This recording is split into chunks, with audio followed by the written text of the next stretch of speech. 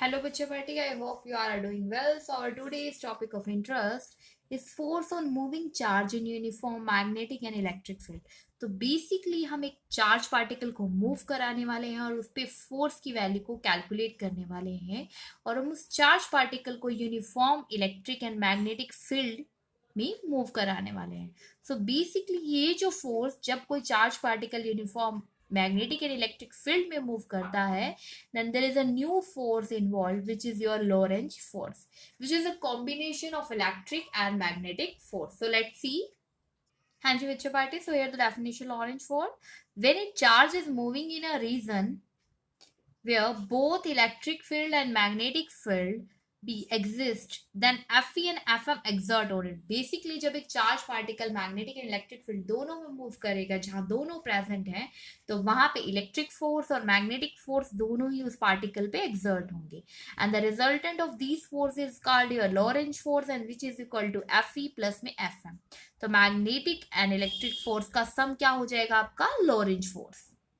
So your electric force is Q into E, whereas the magnetic force is Q into V cross B. Clear है? तो charge common है, charge common हमने बाहर ले लिया and your electric field plus में V cross B. सो अब हम कुछ स्पेशल केसेस के बारे में डील करेंगे जब हम ये देखेंगे कि जब electric field, magnetic field and velocity of charge particle both are collinear and सभी के सभी क्या हो? Perpendicular to each other. तो सबसे पहले हम कॉलिनियर का केस देखते हैं कि सभी एक ही डायरेक्शन में मूव करें. Let's see. हाँ जी बच्चों पार्टी, लेट्स सी. तो स्पेशल केस में हमने सबसे पहले लिया है जब velocity, electric and magnetic field सभी क्या हो? कॉलिनियर, मतलब एक ही डायरेक्शन में. देखिए चार्ज पार्टिकल भी इसी डायरेक्शन में मूव कर रहा है, इलेक्ट्रिक फील्ड भी हमने यही लिया और मैग्नेटिक फील्ड भी यही लिया है. तो जो हमारे पास मैग्नेटिक फोर्स होगा, पहले तो हम मैग्नेटिक फोर्स देखते हैं वो किसके, क्योंकि हमारे को पता है लॉरेंज फोर्स क्या है? Total sum of electric and magnetic force. So electric force will be Q into E, but जो मैग्नेटिक फोर्स आपका इस केस में होगा Q V cross B. Cross product जब हम रिमूव करते हैं तो हमारे पास आता है साइन थीटा. ठीक है, sine theta. Theta is the angle between velocity and magnetic field, और आपको दिख रहा है वेलोसिटी और मैग्नेटिक फील्ड दोनों क्या है? एक दूसरे के पैरेलल है. पैरेलल है तो एंगल क्या हो जाएगा? Zero. Sine zero is your zero. So magnetic force का कॉन्ट्रीब्यूशन क्या हो जाएगा? जीरो. तो जब आपकी velocity, electric field and magnetic field तीनों ही कॉलिनियर होते हैं, इसके केस में सिर्फ चार्ज पार्टिकल के ऊपर एग्जिस्ट करता है electric field and your electric force, जिसकी वजह से चार्ज पार्टिकल एक्सेलरेट करता है with an acceleration QE divided by M, और वो भी उसकी एक्सेलरेशन होती है उसकी खुद की डायरेक्शन में. ठीक है. हाँ जी बच्चों party, let's see. Now we will discuss the case when velocity, electric field and magnetic field जो तीनों है वो क्या है? Mutually perpendicular. जैसे हमने इस फिगर में रिप्रेजेंट किया है, वेलोसिटी अगर x में है आपका, इलेक्ट्रिक फील्ड अगर y में है, तो मैग्नेटिक फील्ड किस में है? z में है. तो इसके केस में देखो इलेक्ट्रिक फील्ड वेक्टर को कैसे लिखेंगे? E इंटू जे कैप. जे कैप क्या है? उसका यूनिट वेक्टर. वेलोसिटी को v इंटू आई कैप, क्योंकि x एक्सिस के अलोंग यूनिट वेक्टर होता है i, y के अलोंग होता है j एंड k के अलोंग होता है k. सो हमारे पास इलेक्ट्रिक फोर्स आ जाएगा Q into E, which is Q E into E j. J क्या है? Unit vector along y axis. Now magnetic force जब आप कैलकुलेट करेंगे V क्रॉस B, V की जगह आप रिप्रेजेंट करेंगे V I प्लस में B इंटू के कैप. सो आप देखेंगे बेटा यहाँ क्रॉस प्रोडक्ट आ गया किसका? I इंटू के कैप का. तो अभी आपको जो पता होना चाहिए वो वेक्टर्स के क्रॉस प्रोडक्ट का पता होना चाहिए. किस तरीके से निकलते हैं? वो एक साइक्लिक ऑर्डर को फॉलो करते हैं, जैसे हमने यहाँ लिख के रखा है आई जे कैप एंड के कैप. ठीक है. सो साइक्लिक ऑर्डर है आपका आई क्रॉस जे किसके इक्वल है? के क्रॉस आई इक्वल है जे के, एंड जे क्रॉस के किसके इक्वल है? आई के. क्लियर है?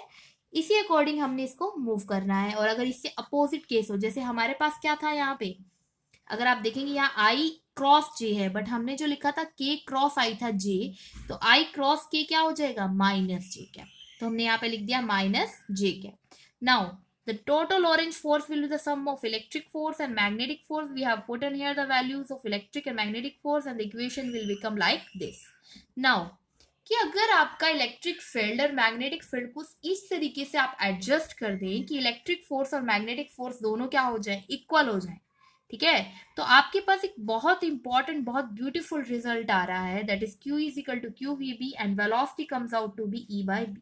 ठीक है. अब इस टॉपिक के नाम को दोबारा पढ़िए, वेलोसिटी फिल्टर और वेलोसिटी सेलेक्टर. मतलब कि अगर हम मैग्नेटिक और इलेक्ट्रिक फोर्स को किसी तरीके से सेलेक्ट कर लेते हैं, एडजस्ट कर लेते हैं, तो हमारे पास एक पर्टिकुलर वेलोसिटी आ जाएगी. क्लियर है? इलेक्ट्रिक और मैग्नेटिक फील्ड जब आपने क्या किया, इस तरीके से एडजस्ट किया है कि इलेक्ट्रिक फोर्स किसके इक्वल हो जाए, मैग्नेटिक फोर्स के।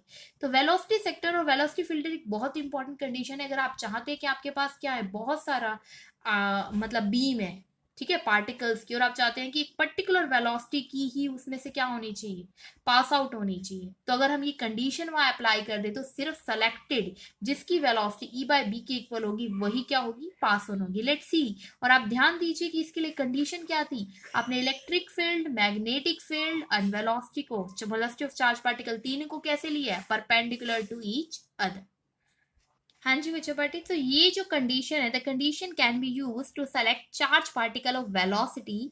जो हमने कंडीशन लगाई ना कि इलेक्ट्रिक फोर्स किसकी इक्वल हो जाए, मैग्नेटिक फोर्स, उससे हमारे पास वेलोसिटी आ गई थी E/B। तो अगर हम ये कंडीशन अप्लाई करें तो आउट ऑफ, अगर हम बहुत सारे चार्ज पार्टिकल लेते हैं, ठीक है, बीम लेते हैं, उसमें से जिनकी वेलोसिटी ये होगी सिर्फ वही मूव ऑन करेगी, बाकी डिफरेंट स्पीड्स को हम क्या कर सकते हैं, सेपरेट आउट कर सकते हैं, ठीक है। इसके लिए देखिए सेटअप किस तरीके का यूज किया, हमने बताया था कि तीनों के तीनों क्या होने चाहिए, म्यूचुअली परपेंडिकुलर। इसलिए देखिए इलेक्ट्रिक फील्ड अगर इस डायरेक्शन में है, मैग्नेटिक फील्ड क्रॉस क्या रिप्रेजेंट करता है, इनवर्ड। मैग्नेटिक फील्ड आपका अंदर की तरफ है, इलेक्ट्रिक फील्ड आपका इस तरीके से, और वेलोसिटी ऑफ चार्ज पार्टिकल है, आप देखेंगे बीम कैसे मूव कर रहा है, ऐसे, ठीक है। तो ये क्या अरेंजमेंट है क्रॉस इलेक्ट्रिक और मैग्नेटिक फील्ड का, ठीक है। Hence velocity sector is in a setup to select charge particle of particular velocity from a beam passed through a region having cross electric and magnetic field. तो basically अगर आप एक charge particle की beam को cross electric और magnetic field में से पास करते हैं तो आपके पास क्या हो जाएगी, वहां पे एक वेलोसिटी सेक्टर हम सेटअप कर सकते हैं, जिसकी वजह से हम पर्टिकुलर जो वेलोसिटी थी चार्ज पार्टिकल्स की उनको सेलेक्ट आउट कर सकते हैं। देखिए अगर आपने क्या लिया, डायरेक्शन इस तरीके से ली है, ठीक है, अबव टू डाउनवर्ड, तो हमने लिया है इनवर्ड मैग्नेटिक फील्ड। अगर आप कैसे लेते हैं, ऊपर की तरफ लेते हैं, तो हम इसके लिए क्या ले रहे हैं, मैग्नेटिक फील्ड आउटवर्ड, जिसे हमने डॉट से रिप्रेजेंट किया है। So this is all about the Lorentz force, how we will take out the condition, कि कैसे हमने इलेक्ट्रिक फोर्स और मैग्नेटिक फोर्स को इक्वल लेना है। हमने डिस्कस कर लिया कि क्या होगा वैल्यू ऑफ लॉरेंज फोर्स जब तीनों क्या हो, कॉलिनियर हो, जब तीनों क्या हो, परपेंडिकुलर हो, और वेलोसिटी सेक्टर भी इन दो सेटअप से आप सेट कर सकते हैं।